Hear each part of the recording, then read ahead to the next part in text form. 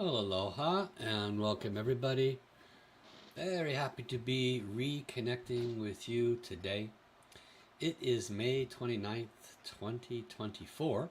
For those of you that are counting, or for those of you that might see this years later, today we are embarking into podcast number 3 in series number 11.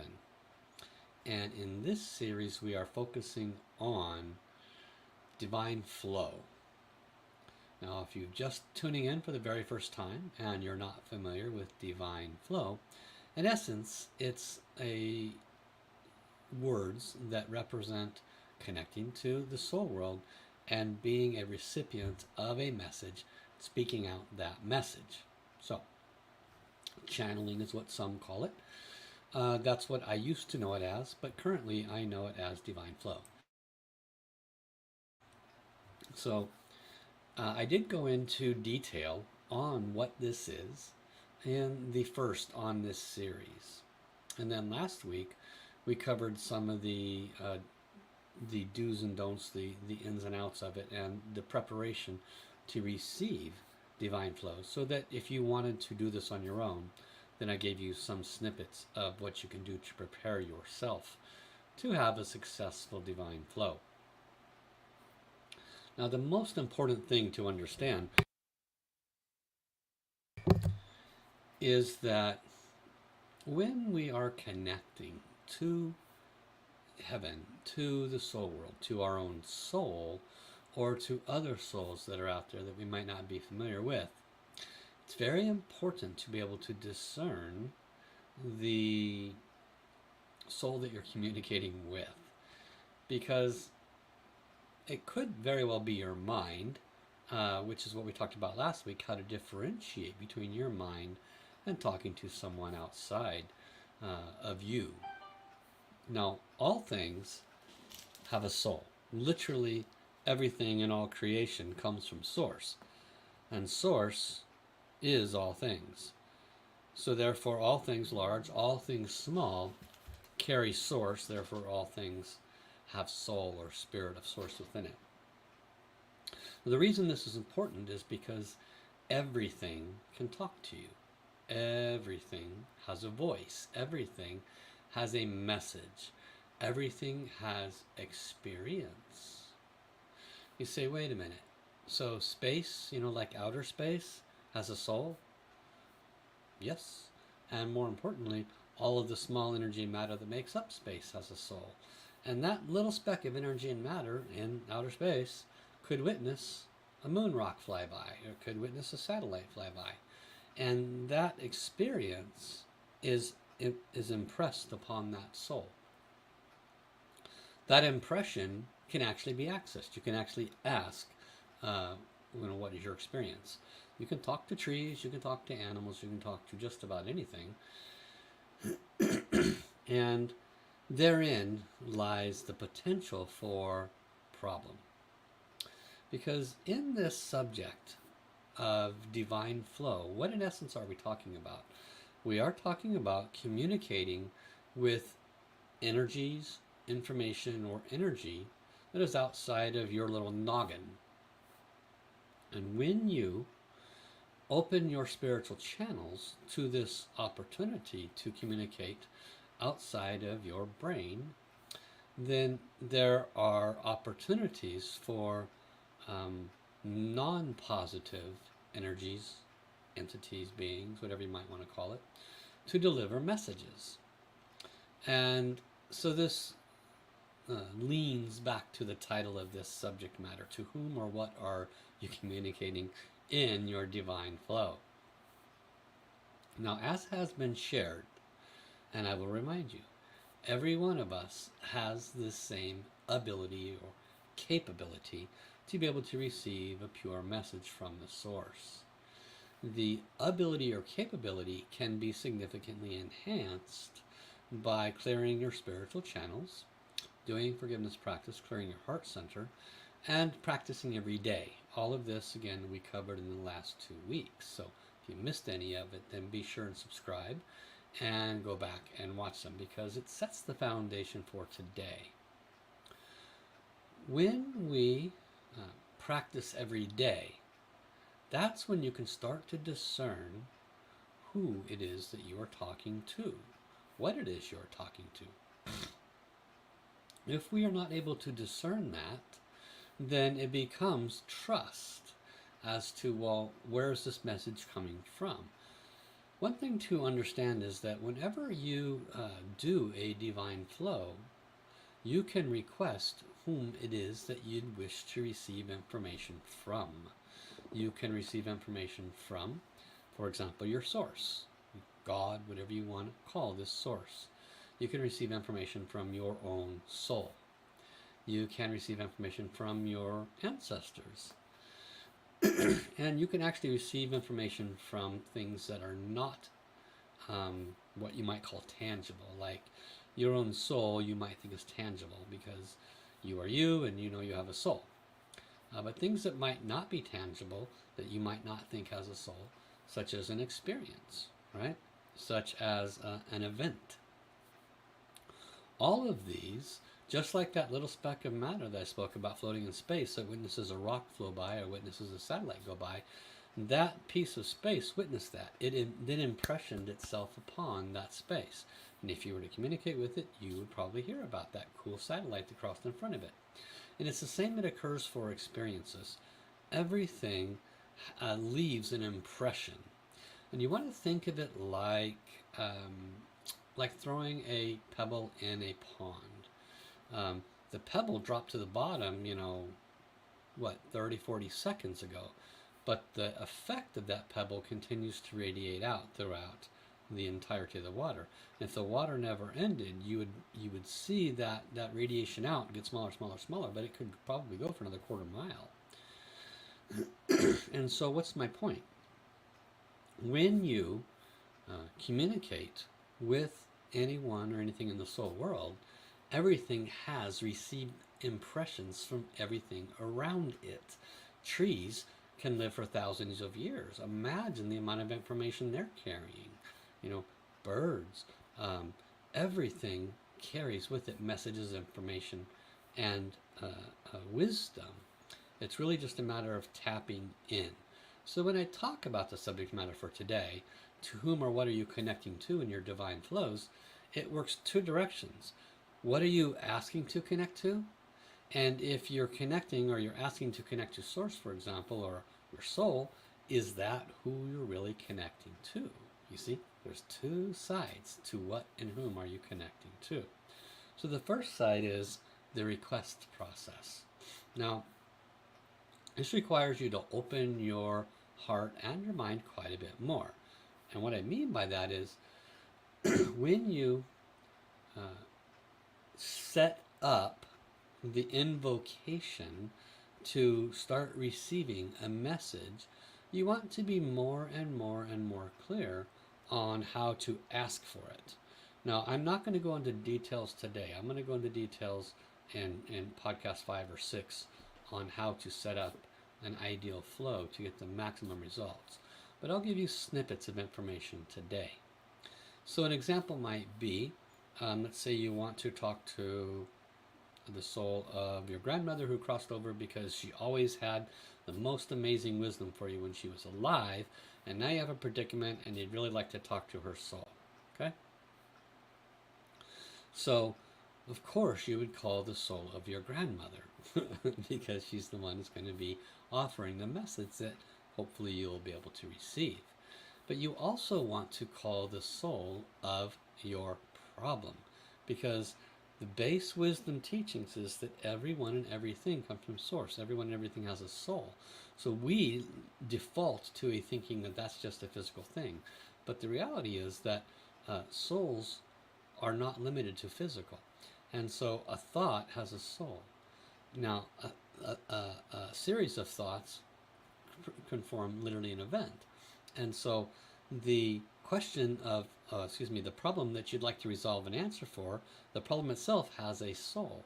And the solution has a soul, or the possible 3 or 4 solutions have a soul.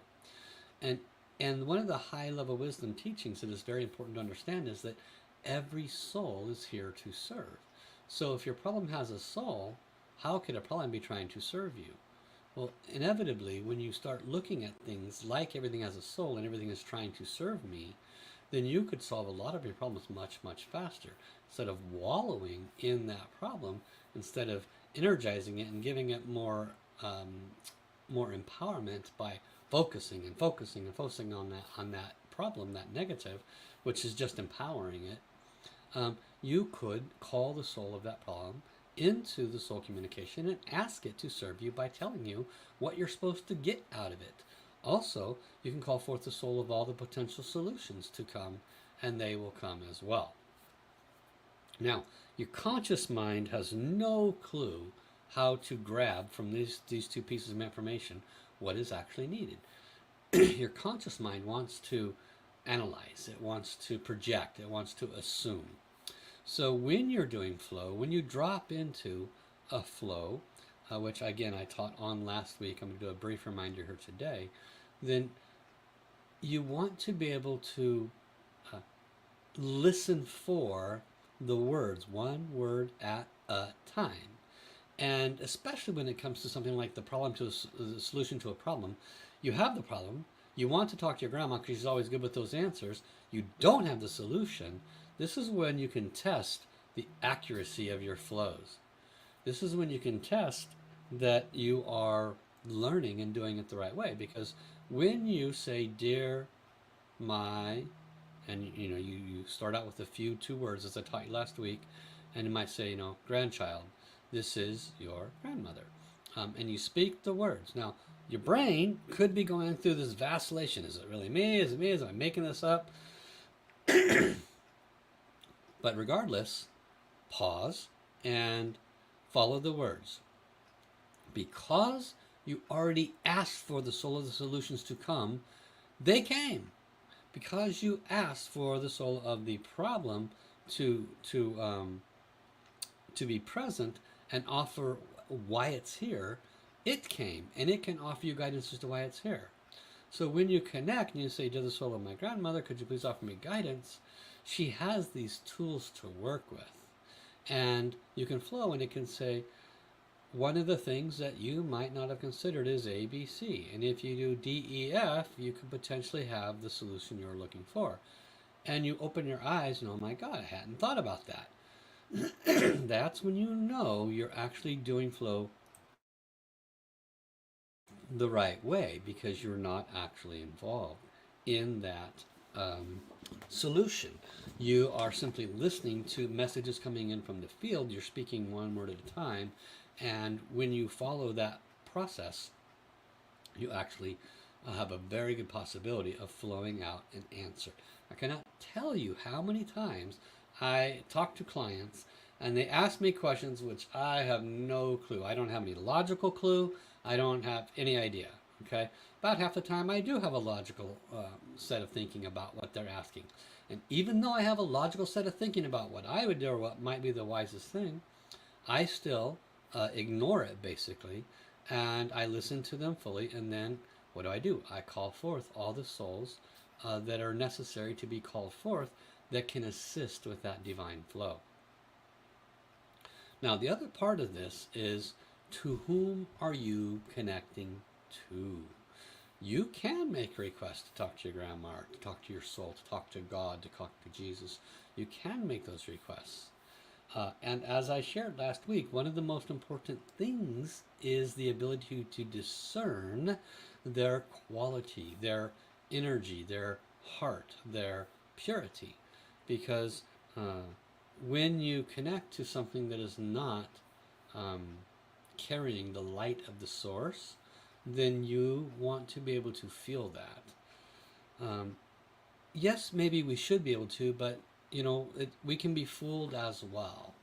And as I discussed last week, one of the ways you can discern if you've been fooled is simply by looking for any ego puffing. If the words come through and they start puffing your ego, that's a pretty good probability that it's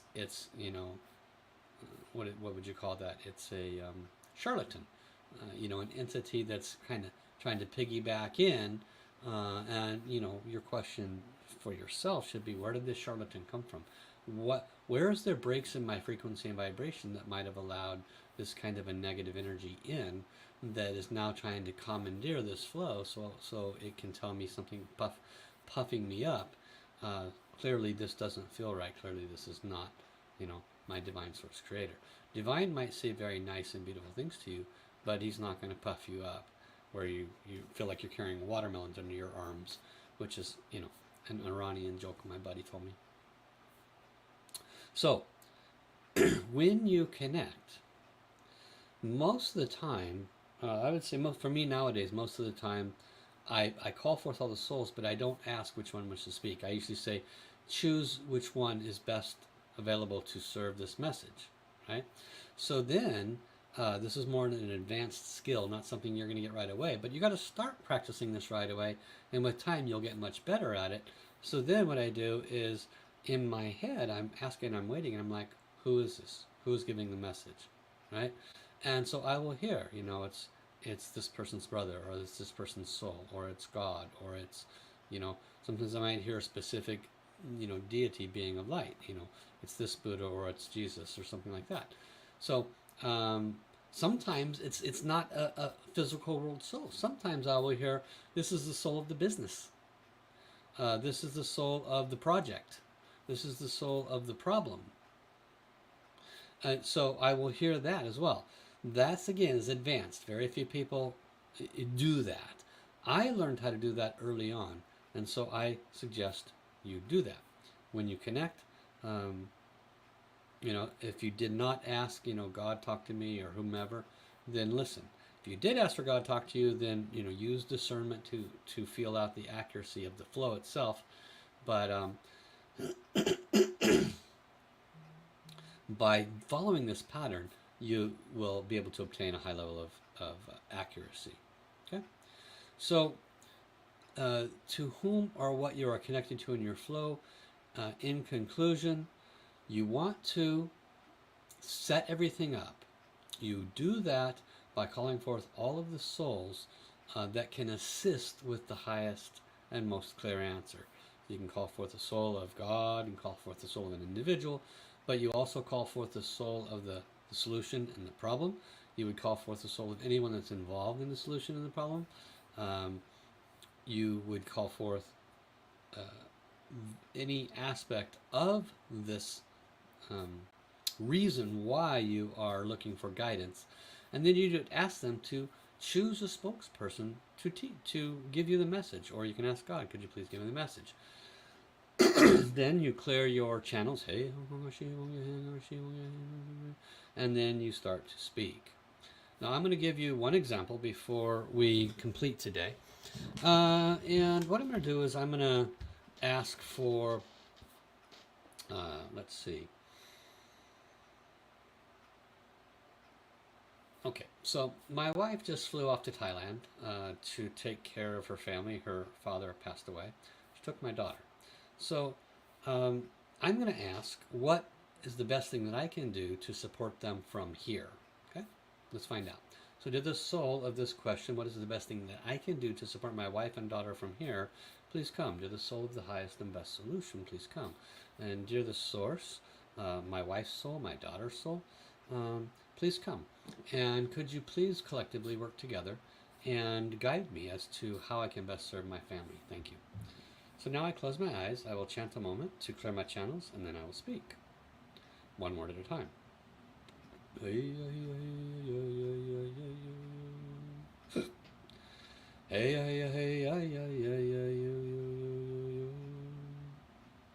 How? This is the source. Your wife and your daughter are safe in Thailand. They are, at the moment, resting. I am nourishing them during their sleep with the Tao's duh. What you can do for them is every day send Tao hands blessings, not only to them, but to the direct family members, for they each have their own internal suffering. They need blessings to transform their grief and sadness, to uplift themselves, and to feel their Father's joy. This will be of great service to them. This is what you can do. This is the source. How? Okay, good. So I hadn't thought about that. I mean, it's pretty logical, but it's something that I can do each and every day. I can get up, I can pause, I can send blessings and love to them, maybe every evening before I go to bed, because they are 12 hours opposite time zone for me, so that'll be upon waking up. It'll assist them with their purification around this difficult subject. So this is an example of putting together what we have covered so far. You know, how do you set yourself up to learn flow? What are some of the things to pay attention to when you are learning flow and how to do it? And then today we focused on what are you connecting to in two different directions, because one direction is are you asking all the souls that are pertinent that can assist you to come? And when you actually connect, are you asking, who am I communicating with? Are you looking and using discernment to make sure there's no negative energies or entities trying to usurp your flow channel?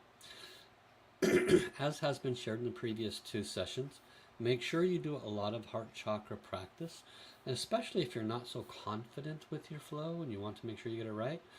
The rule of thumb is, chant your soul language, or chant Hey Hung Hong Ah Shi Yi Wong Yo for about 5 or so minutes until you lose track of why you were chanting. And then as you move into this space of emptiness, your opportunity to receive a pure message free of encumbrances, free of ego, etc., is much, much higher. Okay? So today's show is a bit shorter because the subject matter doesn't take a lot of time to discuss. I hope you enjoyed it. We'll be back next week where we go into another layer of divine flow. Okay? So thank you, everyone. Have a great day. Bye-bye.